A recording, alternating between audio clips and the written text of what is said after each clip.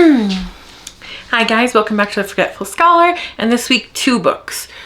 Yeah, 2 books. So there's gonna be, well, they're both contemporary, actually. So, contemporary LGBTQ+ romance mystery. Both of them are amateur sleuths, so that's fun. And the other one is like witchy, wizard, cozy,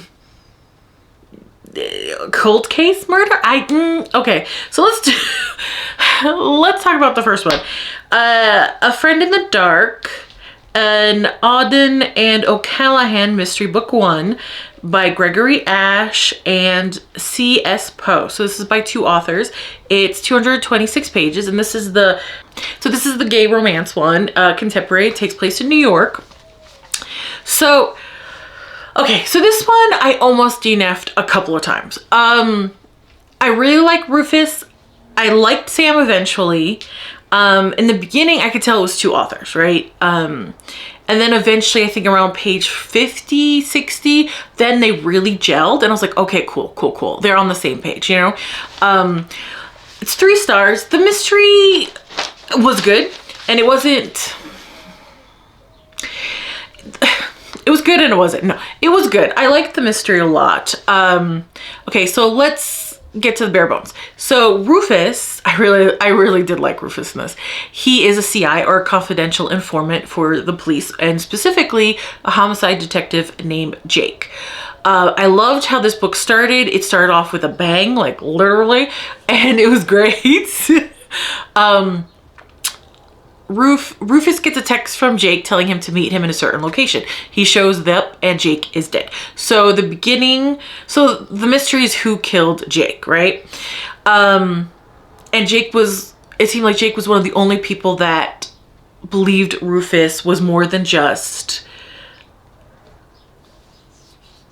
street trash, I guess. You know, this is from Rufus's point of view and everything. So, and Sam is Jake's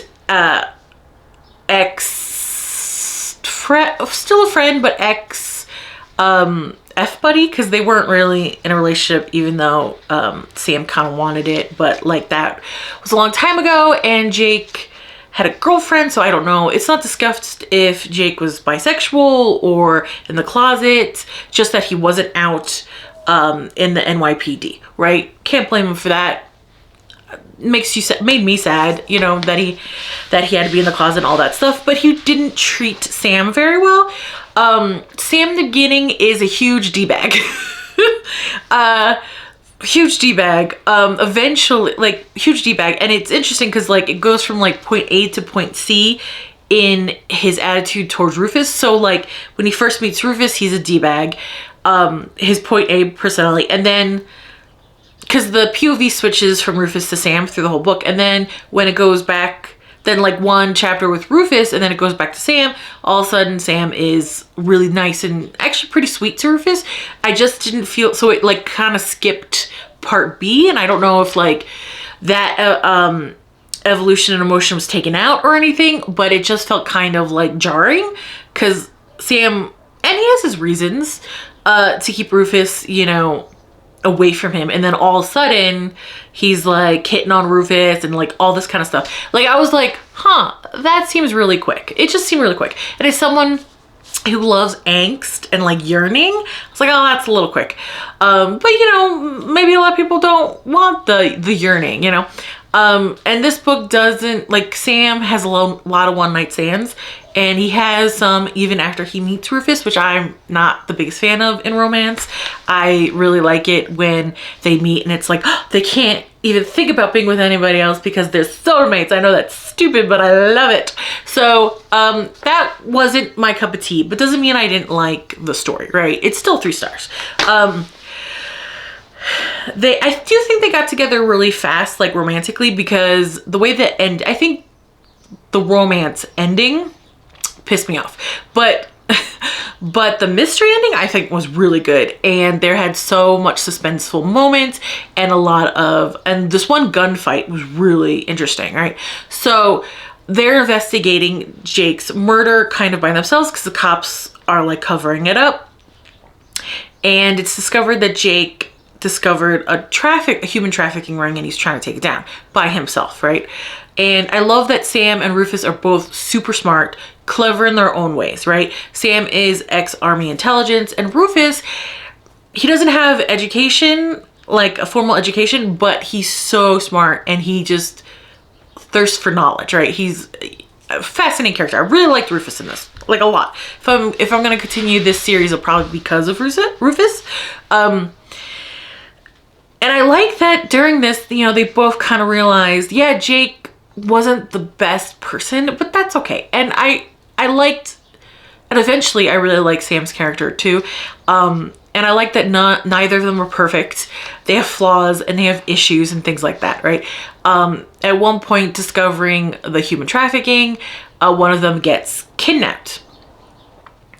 And the other one is frantic. And I was like, oh yes, this is when they realize the emotions are deeper than just, you know, just effing around, you know? Because I do think it kind of went from like, we gotta find Jake's murder, I barely tolerate you, to like, oh, I really like you, let's jump into bed. Oh yeah, we have a murder also. So it did feel like it was a little uneven in that, and that the romance happened a little soon, but that's okay. You know, I was still into it. I wanted to see where it went, you know. I do like them as a pairing, actually, quite a bit. So it's probably why I was so pissed off at the end. But but like, I'm not gonna spoil anything, because literally the second book kind of tells you how the first book romantically ended, but not the mystery. So the mystery's a lot of fun. The fighting scenes were a lot of fun. The gunfight was very suspenseful. I did feel like the cliffhanger it ended on was so obviously a cliffhanger for you to won't be interested in the second book. Like, it felt like before they even started writing this book, they decided that's how the book was going to end.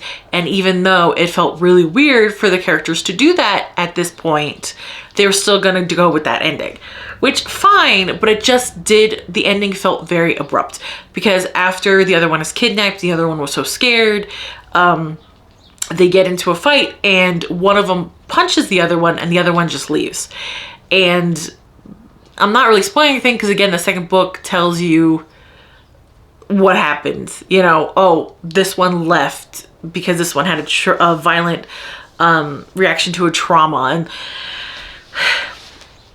the thing was, the one that punched the other one, we have not seen at all in this book that he responds to trauma that way. Like, he was kidnapped and he fought off his kidnapper, of course, but like, they were just having an argument and he goes and pops the other one. And I was like, I am uncomfortable with that. Yeah, it seemed very out of left field. And like, again, the scene kind of felt disconnected from the whole book. Sort of like this scene was already written when the book started and they just put it in despite the characters kind of evolving in different ways throughout the story.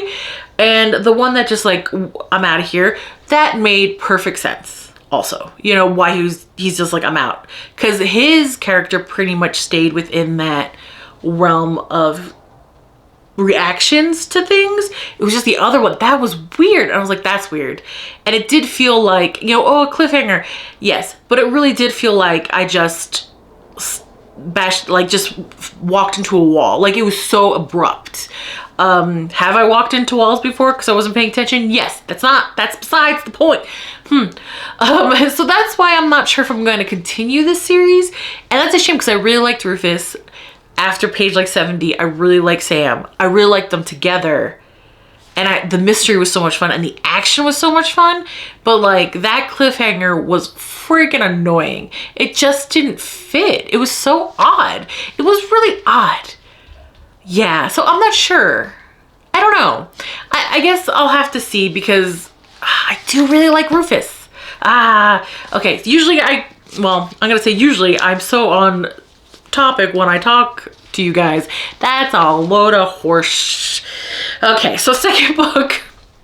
This one is a little different than I usually, and like, look at this cover. This cover is so entertaining, right? The moment I saw it, I was like, what is this? Download. And then I read the synopsis.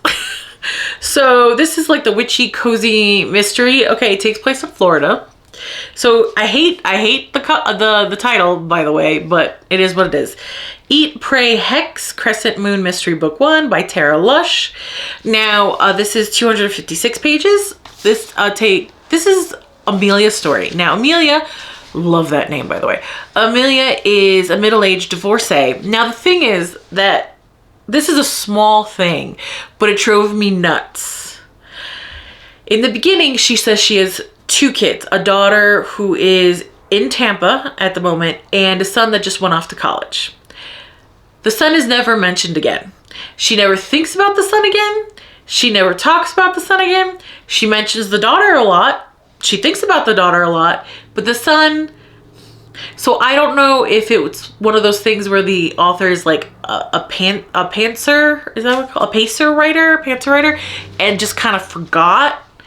Or maybe if they plotted out, they forgot that they wrote that she has 2 kids, because I was like, yeah, but what about your son? And my brain focuses on these little mistakes, plot holes, whatever, and doesn't let go of it. So it really, really made this reading less pleasant than maybe it would have been.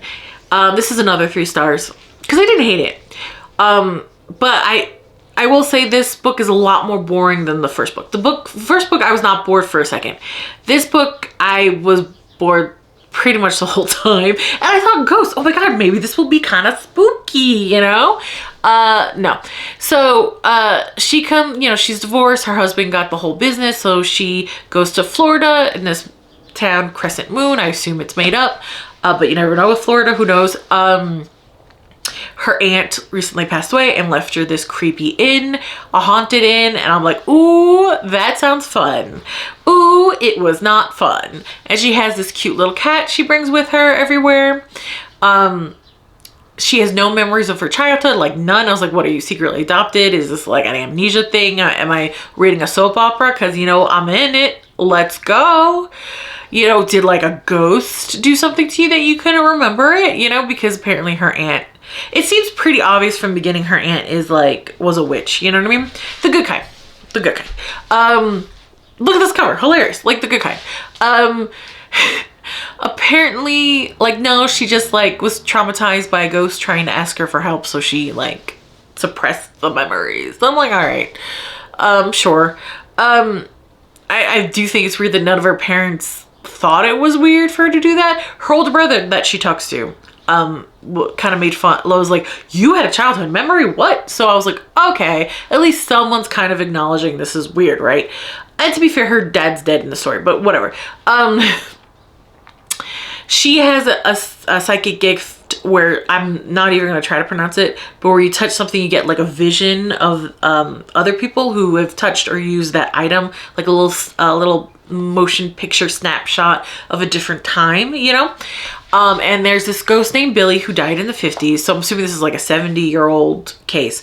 And I guess because it was such an old case, I didn't really get that invested because she wasn't really emotionally invested in Billy. Like, yeah, it's horrible and sad that he was murdered, but like, since she has no ties to him, she didn't feel personally upset about that, which, you know, fair, right? Because like it happened 70 years ago, you know. The only thing that annoys her is that like he's breaking down the hotel and she can't afford to keep fixing it, and she doesn't really have a lot of interactions with Billy. She has them like twice, not counting her like touchy vision thing. And man, she got over her skeptical period really fast. She's like, there's no such thing. Oh, I totally, yeah, that's what, yeah, ghosts, let's have a seance. I was like, that's fast. So that pacing was a little off, you know? I mean, the thing is, like, the town sounded cozy, the townspeople kooky, and you guys know I love that. That's probably why it's 3 stars, just because the side characters and the town. I'm like, oh, I would totally go there. Oh, that sounds like, she's hilarious, you know? Like, oh, the owner of the cafe, hilarious. Oh, the next door neighbor, hilarious. Oh, the owner of the antique store, grumpy, I love her. You know, it was very much like that for me reading this. But I didn't give about anything else, including her romance. Because, like, the thing is, I really liked Amelia. We're in her POV the whole time. She's, like, funny, sarcastic, you know, in a very, like, gentle mom kind of way, you know. She makes jokes about menopause. She makes, in her head, she makes Florida man jokes. Like, I enjoy it, right? Her romantic interest, and we know that because he asks her out at the end of the book, is a middle-aged professor of history at the local college. And I was like, all of history? All of history? Like, what do you mean?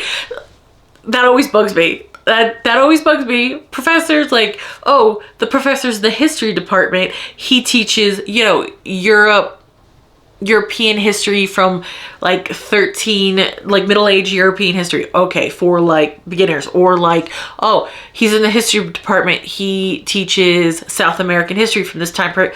You know, like, you're not all of history. This isn't high school. You know what I mean? I was just like, oh, okay. I know that's a very specific thing of mine that pisses me off. Anyway, did I just do this to myself? Yes. Is it warranted? Also, yes. Anyway, he's very, like, it almost seems like the author had, like, this checklist of what she would think was the perfect man.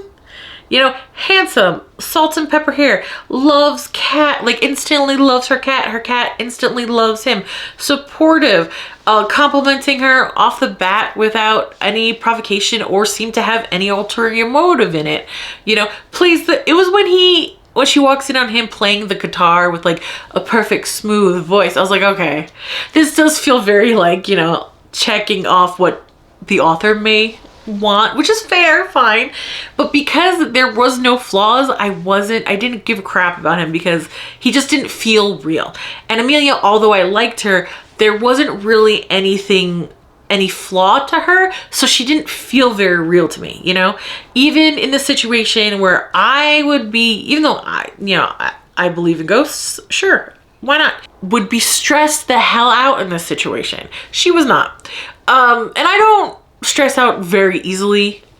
Maybe, I don't know. Can I really judge that? Probably not. Anyway, and like, I wanted more spooky stuff to happen. I know this is like cozy kind of thing, but like, her hotel is haunted. I want something weird to happen. Billy was a very nice ghost. Like, I was just like, cool. Like, there didn't feel like any stakes, I guess. Even though, like, if she didn't get Billy out, she would have had to foreclose on the inn. It just didn't feel, there was no stakes. You know, and the killer who ended up being the killer, you knew he was the killer from the beginning. It wasn't even remotely hidden. He admits it later and he's like, what are you gonna do? You got no proof. And I was like, this is 2025. You're telling me you're not recording him on your phone because you knew he was the killer? No? Amelia. You need to live up to that name because that was dumb. And Amelia's do not sound dumb. The name Amelia does not sound like a dumb name. Like a name a dumb person would have. So come on. You know, so I was just like, that's disappointing. And, you know, he just shows up. The killer shows up when they do the last seance to send him on his way. And the last seance was very like, a love potion from the true love that died last year. And I was like, what is this Disney BS? Like, this makes no sense. Like, what the heck? Like, it would make more sense to me that, the ghost wanted his murderer found. Yes.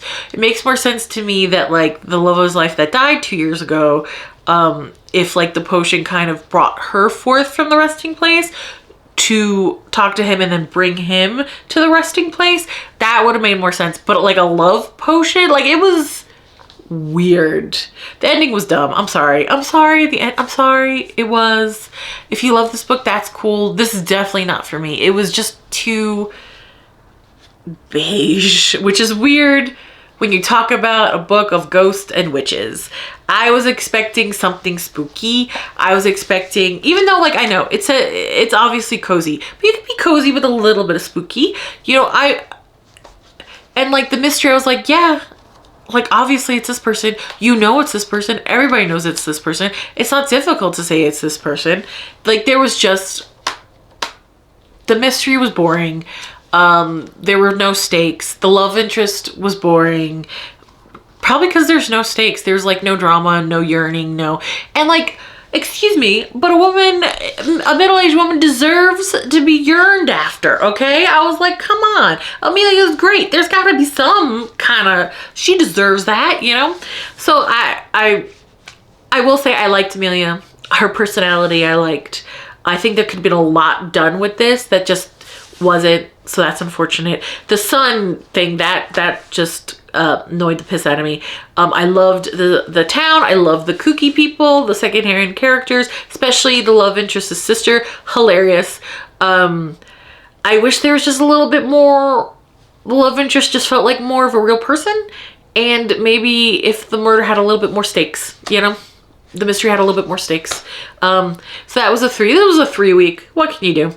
I'm probably going to try to switch up and try a new genre because I feel like a little let down by the genres I usually enjoy. So that's a shame. But maybe I need a little refresh. So I don't want to. It's time for me to get back to the real world. Like, comment, and subscribe, and I'll see you later. Bye.